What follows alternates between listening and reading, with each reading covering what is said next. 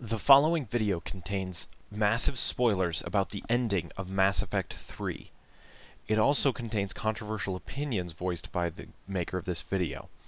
If you do not want the ending spoiled, or you cannot appreciate listening to one humble man's opinion, please tune out now. Otherwise, enjoy.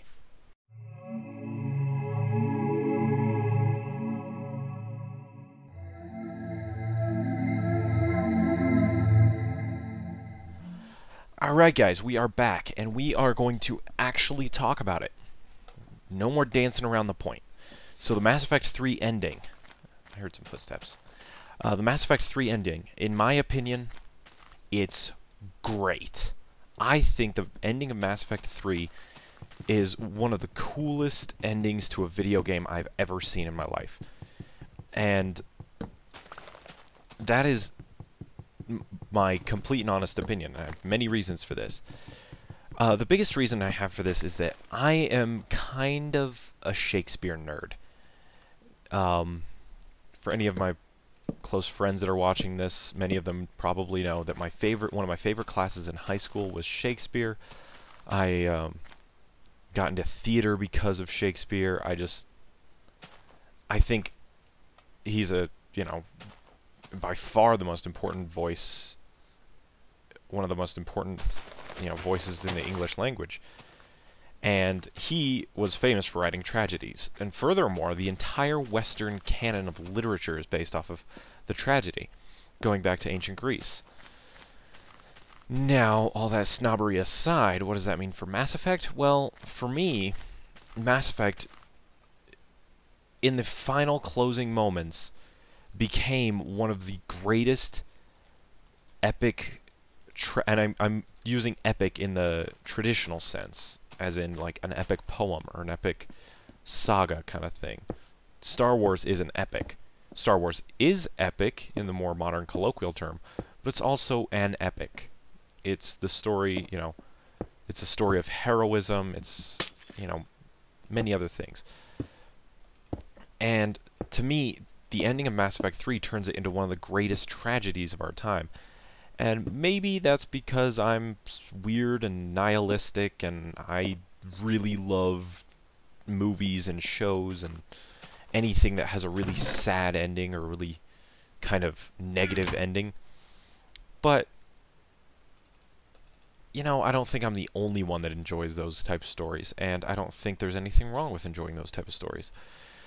So to me, Mass Effect became just one of the most incredible tragedies I've ever actually experienced. Because it's tough to say that I actually experienced anything by Shakespeare because, well, he died 400 years before I was even born. Over 400 years. Almost 500 years ago now.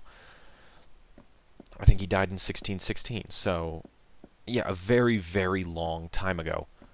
And I don't know that this is all that safe, but I was hoping that panels would extend to it. But I can't get out. I don't think anything can get in, so we're going to live with it. But, well, that's one way. Out. But, alright, so, furthermore, in Mass Effect, I think, not only is it one of the best tragedies of our time, I just think the writing and the story come to such a conclusion in the end. And I think the idea that a lot of people are complaining that it's a little nihilistic, like your actions don't have any, whoa, yeah, we'll do with that one, like your actions have no real consequences. But frankly, I think that's completely inaccurate. I think what it ultimately says in the story of Commander Shepard, and here's where we get into the real nitty-gritty of the discussing the ending, is that Shepard is one of the ultimate heroes, but not in the traditional sense that he could accomplish the impossible. Or that's not even a traditional sense. That's actually more rare in hero literature, where they can actually, create the impossible. And so Shepard in Mass Effect, I think, is a very real human being. And what makes his story so great is that, and again, this is maybe me being slightly nihilistic or something, but it's the fact that no matter what you do, it doesn't, I mean, it doesn't all work out in the end. It's not like, you know, it's not the happiest of endings. Like I said, it's really a tragedy.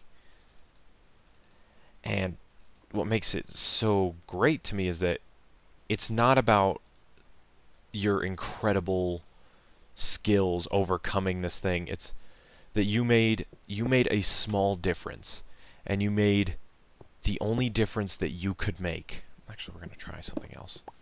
You made the only difference that you could make, and it was just, in my opinion, it was just barely enough. Because in reality, you did exactly what you set out to do. You set out to, you know, to finish off the Reapers. You were going to stop the cycle. That's what you said countless times throughout the story, is that win or lose, or not win or lose, but at any cost, you were going to finish off the Reaper threat. That was the goal, and you accomplished it. And no other man could accomplish such a insane task. So we are gonna keep working on this, since I've got a lot to talk about. Ow! Oh crap! Oh come on, you better die. Oh no! There we go. All right, so we need to light this up. There we go. So you weren't the ultimate hero that just, you know, kicked everyone's ass and, you know, took no prisoners, and I think frankly that would have been a cop-out of an ending for me. And again, I like more tragic endings because I think it's more emotionally involving, like I was saying in the previous video. You just get so involved with it that it's just, you know, so powerfully moving. And so for me, it adds weight to the story that you weren't, you know, I never wanted Shepard to be frickin' Duke Nukem. I wanted Shepard to be Shepard, and he was always, you know, subject to human emotions. He could make mistakes. He was, you know, he was only human, and that's what made him great.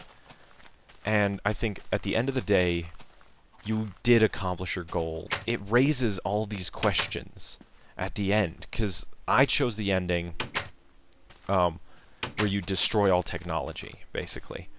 Is all technology in the universe is pretty much gone. And, you know, that it was kind of depressing, because it's like, you know, you had that entire massive fleet there at your beck and call, and what happened to them? Well, you know, a lot of people were complaining that, well, now they're stranded on Earth, and what are they going to do? Like, the Turians have no food and all that stuff. To me, because I destroyed all technology, it kind of solves that problem in that, yeah, they're all dead. Like, you think about it, the Star Child, or the Catalyst, or whatever you want to call him, pretty much stated that all synthetic life forms and all synthetic creations, really, were going to be pretty much destroyed. And while that's really kind of sad that, you know, all of my friends, you know, all the people I worked so hard to unite and get into this battle, a lot of them are just dead and gone. But those are the sacrifices we make. Like, I had to say goodbye to some of my, you know, most beloved characters in this game. I had to say goodbye to Morden. I had to say goodbye to Legion. And furthermore, you know, theoretically, just with the way the story develops, Rex probably died. All the Krogan warriors he brought probably died. Like, so many people probably died. But what makes the ending, you know, what makes... And so, like, a lot of people argue that that makes pretty much anything you do in the game worthless. Well, no. See, what happens is, a lot of people die, but some live. And because some live, in 50,000 years, when they've amassed enough technology to make up for the destroyed Mass Effect relays, when they've created interstellar travel, when they've made these massive empires throughout the galaxy, does that mean, what does that mean for them? Well, in 50,000 years, the Reapers aren't coming back. And that was your goal, was to stop the Reapers. And you did. Yeah, it cost damn near everything. Now I'm getting a little... I got really choked up when I finished the game. But it was like, you accomplished your goal, and was it enough? Well, barely. But it was enough. You know, and that's what made it emotionally just so poignant to me. So, what else is there? So I thought the ending was brilliant, and if you'd like to debate, by all means, I would prefer no flame comments, but I know I'm gonna get them, so if you flame comment my video, just know I'll probably read it, and I probably won't care. But if you want to leave a educated, you know, opinion and a retort, then by all means, I'd love to hear it. I really would. I really would love to hear anyone's educated opinion. And furthermore, if you want to, you know, leave a video response to this, because that would be pretty cool too. But my only real problem with Mass Effect wasn't even with Mass Effect. My biggest problem was with this whole controversy over the end.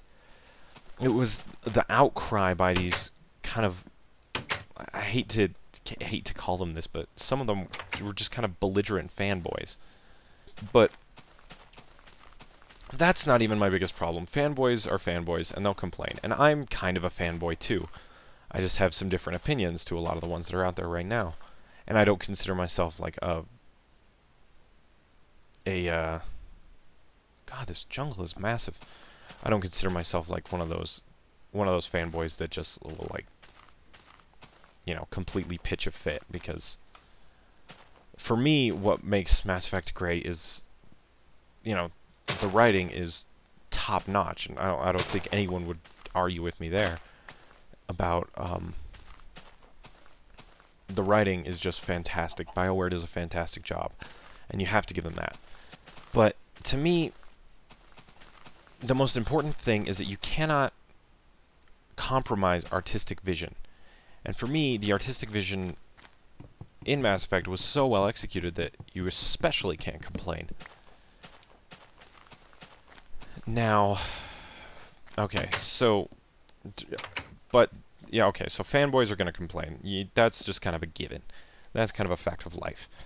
But what really gets to me is, first off, the idea that Starchild, or whatever you want to call him, a lot of people calling him Starchild. I've heard him referred to as, you know, I think in the game he's kind of called the Catalyst, so, you know, depending on what you want to call him,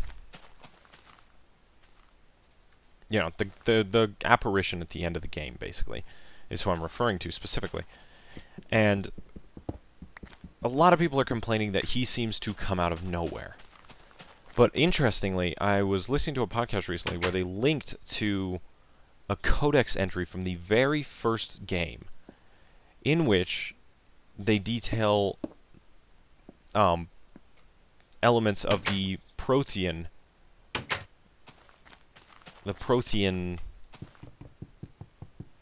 battles with the Reapers. And they talked about all these things, like the way... Oh god, this is gonna take forever, isn't it? There we go. That's all I wanted, was the chest. And they specifically say that they're beings that seem to be made of light, that kind of have this ghostly apparition, and they outline basically exactly what you see in Starchild, or the Catalyst, or whatever you want to call him. Part of people's complaints is that you don't get an element of choice. And your choice, because at the end of the day, you know, the Mass Effect relays are destroyed.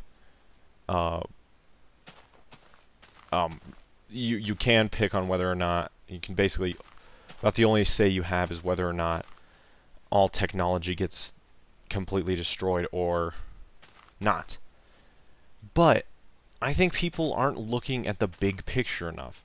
I think these people are complaining about the last 10 minutes of the game, when what they should be looking at is the fact that your choices throughout the first 2 games completely changed the way you experience the story.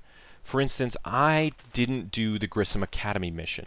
I meant to get around to it, but after a while, I thought there were bigger fish to fry, kind of thing, and I didn't know what scale that played in the narrative of things. And so I thought it was just going to be a little fetch quest that you didn't really have to pay much attention to. Turns out that's where you meet up with Jack again. And if I would have done that mission, I would have, met up with Jack and seen her students. I have since seen that mission. But, I would have met up with them, I would have helped them and all that good stuff. But I didn't.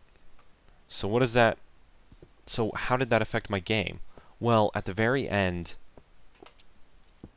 when you're fighting through the Cerberus base, trying to retake it, trying to retake it from the Elusive Man, before you fight Kai Lang, before you go into the big, epic confrontation with the Elusive Man, and then have to fight Kai Lang finally, I was on this scaffolding rail type thing, fighting this incredibly powerful phantom.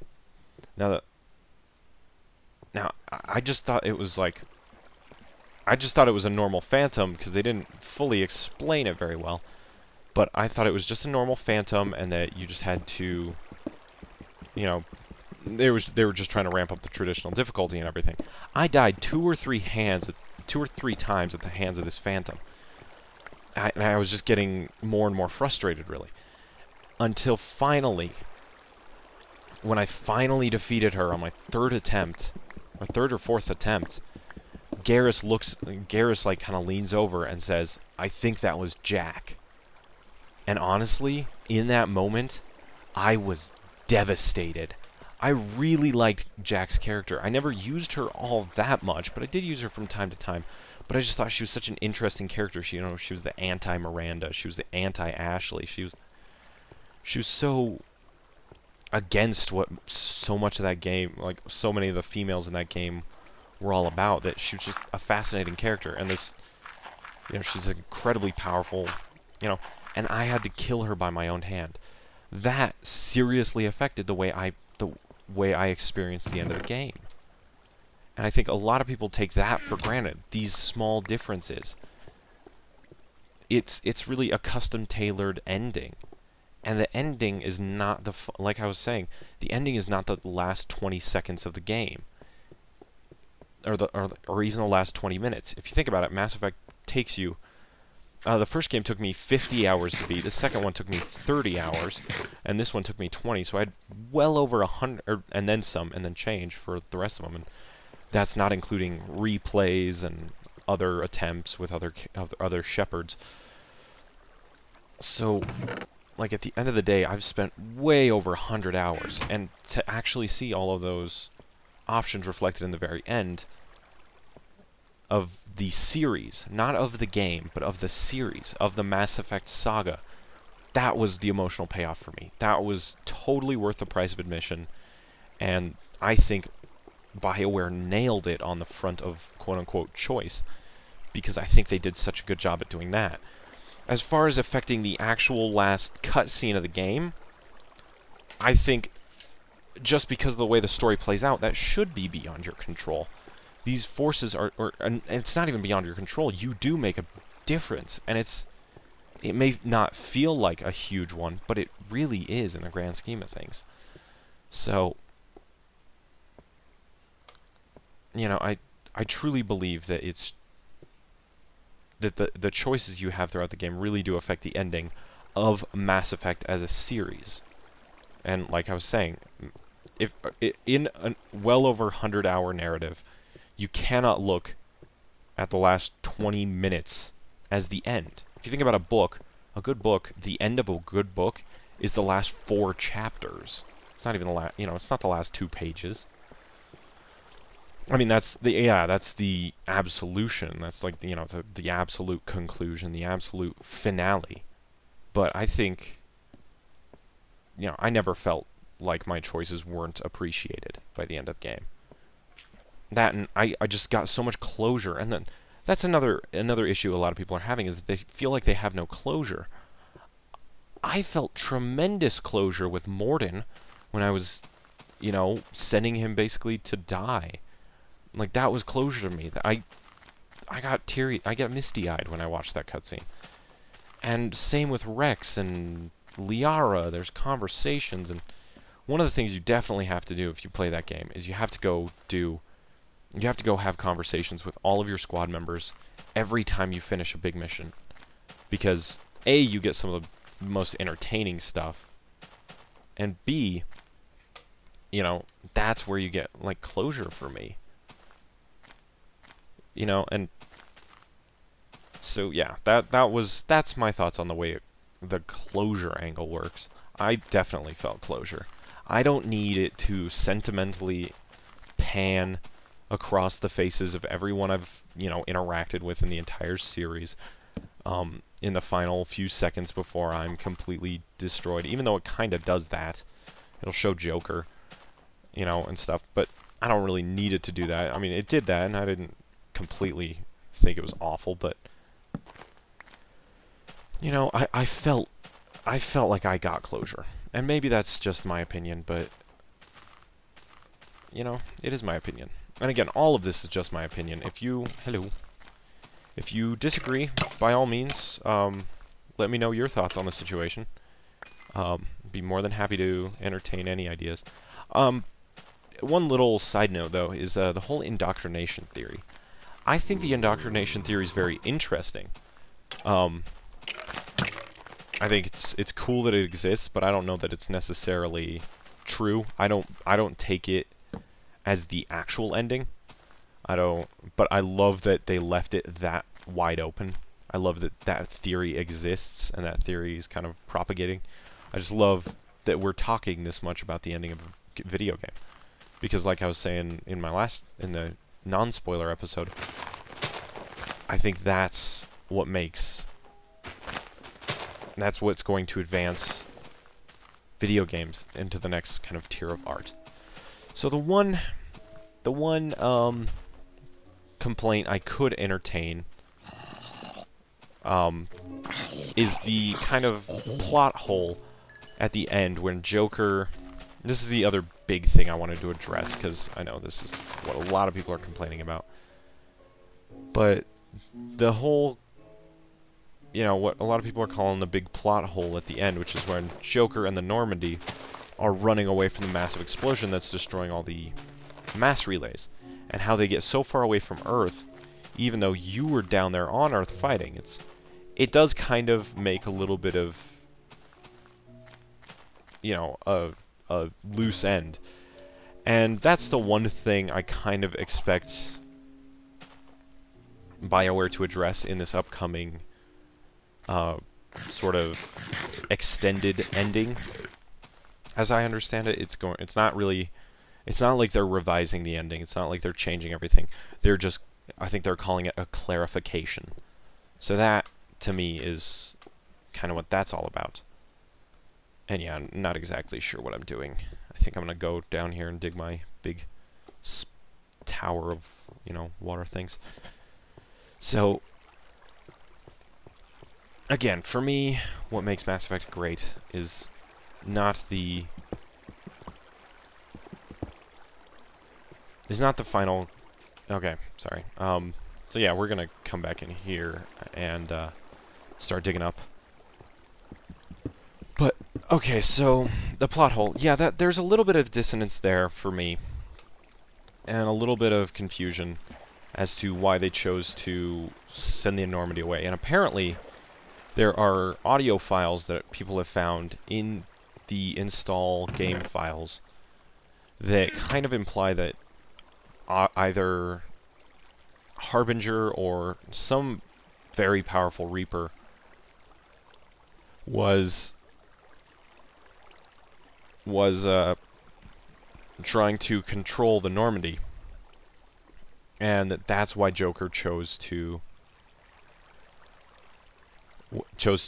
run away. But again, they don't explicitly say that, so it's really difficult to use that in an argument, because, you know, for the sake of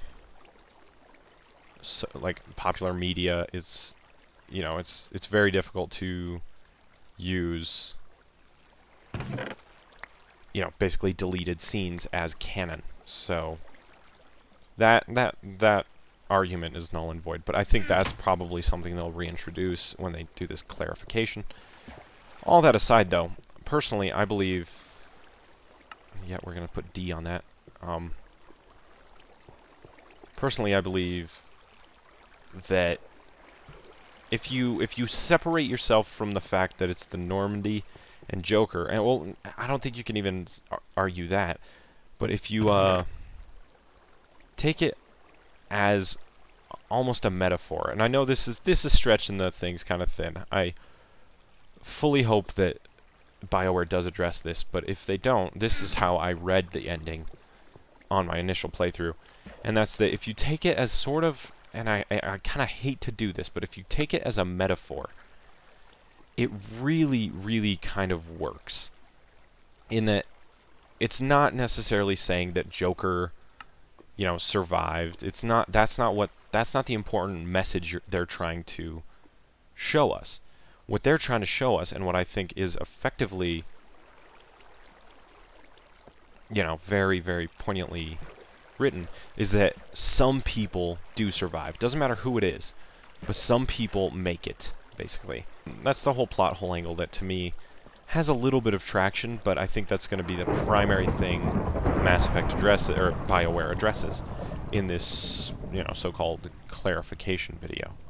What I think is part of the problem with this whole situation is that people have gotten, you know, certain people had some semi-legitimate claims, some fairly legitimate concerns about the ending, and I think what's honestly escalated this thing beyond all, you know, beyond just your normal people getting slightly upset about an ending, is I feel like they capitalized on the fact that people were honestly more upset that it was not the happy ending that they were kind of expecting.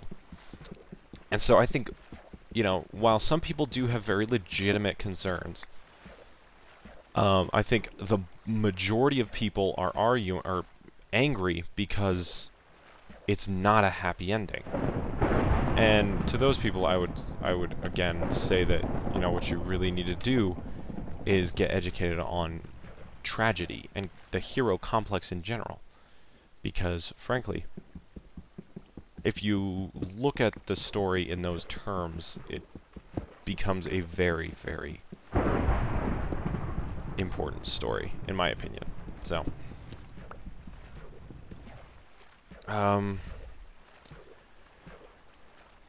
yeah, so again, those are kind of, I know I kind of rambled on a lot, but those are some of the major concerns I had with the Mass Effect 3 ending. And I guess, yeah, I don't know. I've been thinking about this all afternoon right now, so I'm kind of, my brain's a little burnt out on it, but again, like I was saying earlier, if you have some serious retorts to my opinions, by all means, I'd love to hear them. And yes, I do recognize that, you know, there are some problems with the story, the ending of the game. But frankly, I think those problems are outweighed by the fact that it turns it into something, you know, if you kind of ignore those, or not ignore those, but if you look at them more open-mindedly, that, you know, Mass Effect is definitely there to be interpreted in a very positive way. And I think, I still think that it is an incredibly important and interesting game. So that being said, I think I'm going to call that, and I'm going to switch back to my normal commentation. Commentation? Is that a word? But, yeah, again, I'd love to hear any responses to this video. But, again, this is just my opinion. I don't expect people to take it as truth or as fact or as, you know, the end-all be-all opinion. This is just my little opinion. As somebody who really appreciates literature, I think, crap, that's really going to bother me that I screwed this up.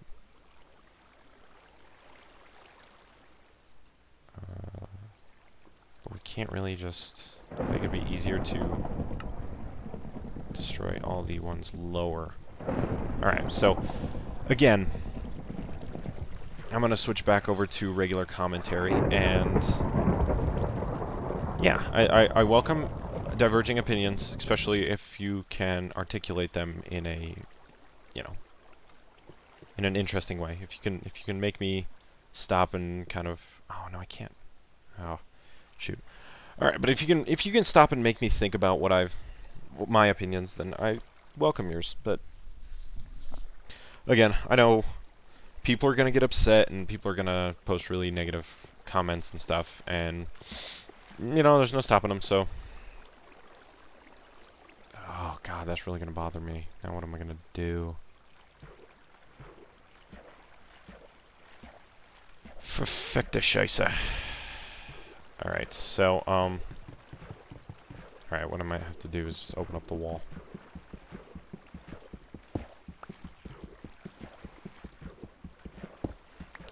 Alright, guys, so anyway, I'm going to switch back to regular commentary, and I will talk to you guys later. Peace.